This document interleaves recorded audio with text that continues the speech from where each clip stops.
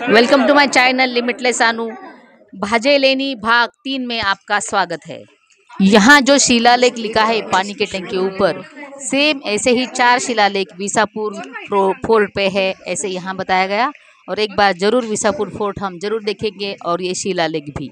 आचार्य होऊन गेले, जे अरहंत होऊन गेले, ठेवा तरी मी हिंदीमध्ये कन्वर्ट करणार आहे। जे इथं अरहंत होऊन गेलेत त्यांच्या स्मृती प्रित्यर्थ इथं त्यांनी ही स्तूपांची निर्मिती केलेली आहे। स्मृती म्हणजे त्यांच्या निर्वाण झाल्यानंतर त्यांच्या स्मृतीसाठी इथं हे स्तूप कोरलेले आहेत। तर 14 स्तूप आहेत, म्हणजे महाराष्ट्रात एवढे जास्त एकाच ठिकाणी स्तूप आणि ही निर्वाणभूमी हे बाकी इतरत्र कुठेही आपल्याला सापडत नाही, दगडात कोरलेली।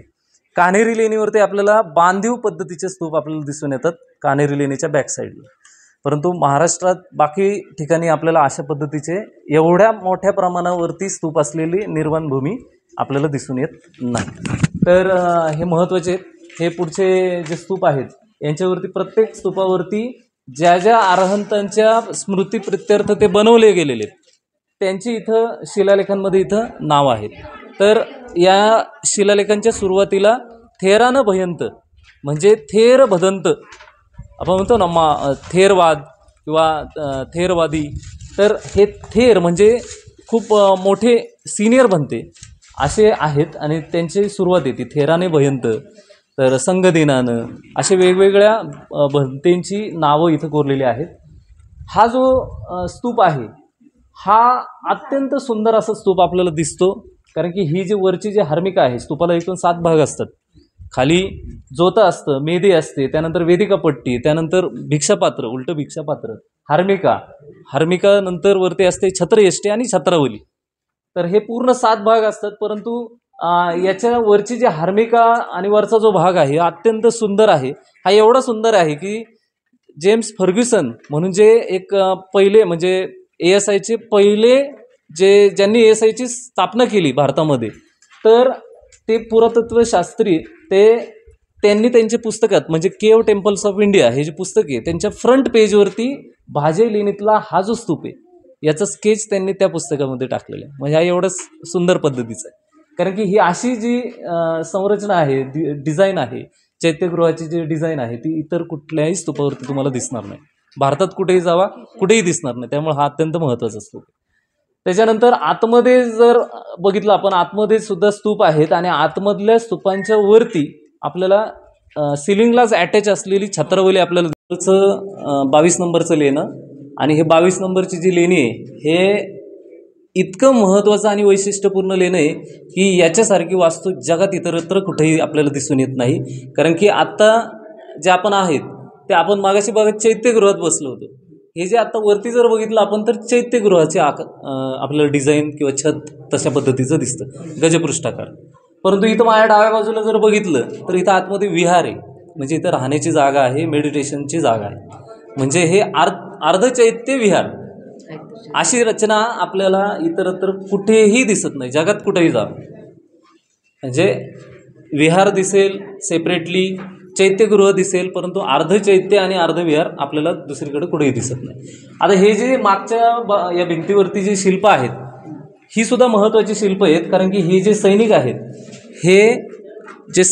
हे भारतीय मूळ असलेले सैनिक नाही, हे ग्रीक पद्धतीतले जे सैनिक असतात, म्हणजे त्यांची वेशभूषा बघितली आपण, त्यांचे शस्त्रास्त्र बघितलं तर ते आपल्याला ग्रीक शैलीतलं आपल्याला दिसून येतं। त्यांचे जे मुकुट आहे हे सुद्धा भारतीय मुकुटांसारखे नाही। आता त्या राजांची हे बघा, फेटा बघा, तो आपल्याला भारतीय पद्धतीचा दिसतो, परंतु ह्या जे सैनिक आहेत त्यांचे फेटे आपल्याला वेगळे दिसतात, त्याच्यावरनं लगेच अंदाज लावता येतो की हे ग्रीक आहेत। तर आता हे ग्रीक शैली इथं कशी आली ते मी थोड्या वेळाने सांगतोच तुम्हाला।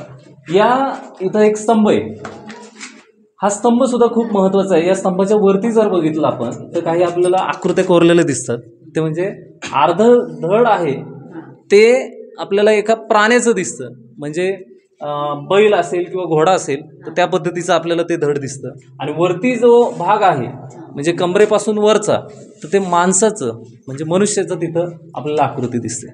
तर याला म्हटलं जातं स्पिंक्स।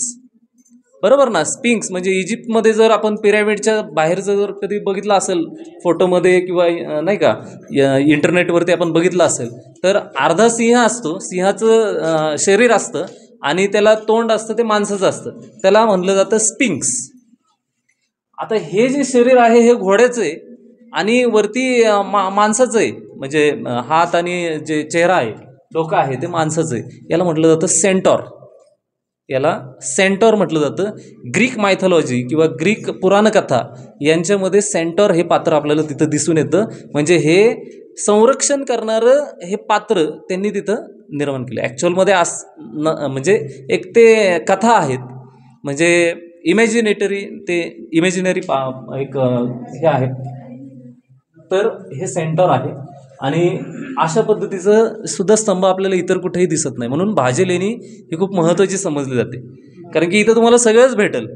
चैत्यगृह आहे, विहार आहे, पाण्याचे टाके आहेत, अर्धे चैत्य अर्ध विहार आहे, त्यानंतर ग्रीक शैलीतली शिल्प आहेत. आता हे ग्रीक शिल्प इथं असण्याचं कारण हे की सम्राट अशोकांचा आज आपण बरेचसे इतिहास बघितला, आपण ऐकला.